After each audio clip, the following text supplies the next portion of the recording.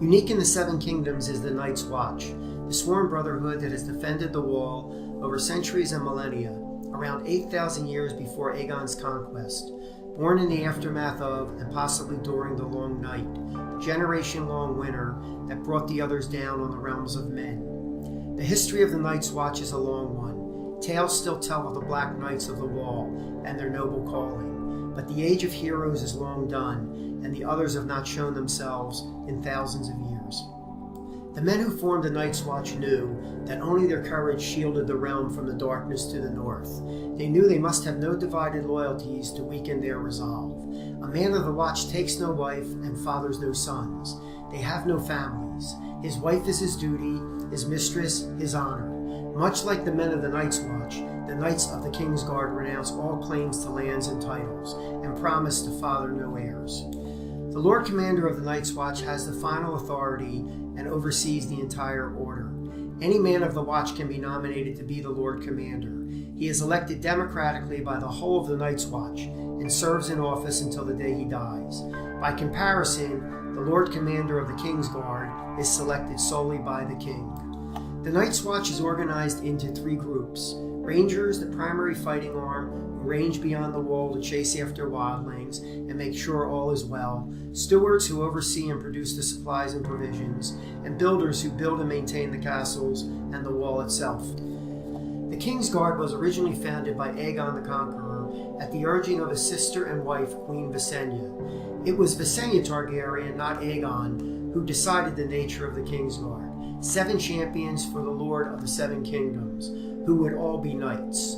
She modeled their vows upon those of the Night's Watch, so that they would forfeit all things except their duty to the king. And when Aegon spoke of a grand tourney to choose the first Kingsguard, Visenya dissuaded him, saying he needed more than skill in arms for protection. He also needed unwavering loyalty. The king entrusted Visenya with selecting the first members of the order, and history shows he was wise to do so. 2 died defending him, and all served to the end of their days with honor.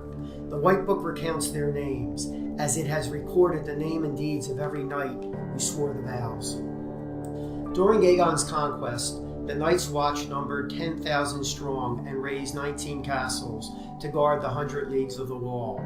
Close to 300 years later, their strength had dwindled to less than 1,000, and only 3 castles were maintained. 600 in Castle Black, 200 in the Shadow Tower, and even fewer at Eastwatch by the Sea. The decline in the Night's Watch since Aegon's conquest had not only impacted its strength, but also its standing in the Seven Kingdoms. One explanation is that prior to the Targaryens, there was rarely a time when one kingdom was not fighting another. While conflicts still happened in Targaryen Westeros, and some at terrible cost, they were still less frequent, and regular conflicts likely provided many noble prisoners who were given the choice between death or taking the Black by their captors. When peace became more common, the supply of noble prisoners had dropped, and with it, the prestige of the Night's Watch, as commodores became the chief fodders for the wall. Similar to the Night's Watch, the Kingsguard had also been in decline. One of the reasons that most of the Knights of Robert's Kingsguard seemed fairly undistinguished as compared to their predecessors was because Robert came to the throne when there were 5 openings to fill in the Kingsguard. This was unprecedented and meant that he did not have the luxury of waiting for the best knights to assume the positions, but simply had to appoint whoever was at hand. Men of the Night's Watch swear vows as part of their joining. Jon Snow had joined the wildlings at Corin Halfhand's command.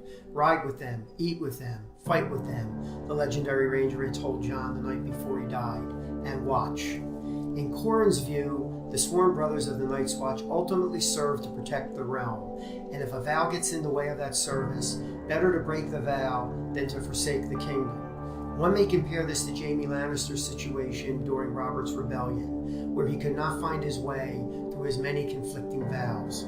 So Jaime did as he thought best for the realm, bringing an end to the Mad King.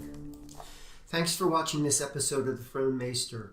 Be sure to subscribe for more Throne videos in the future. And remember, when you play the Game of Thrones, you win or you die. There is no middle ground.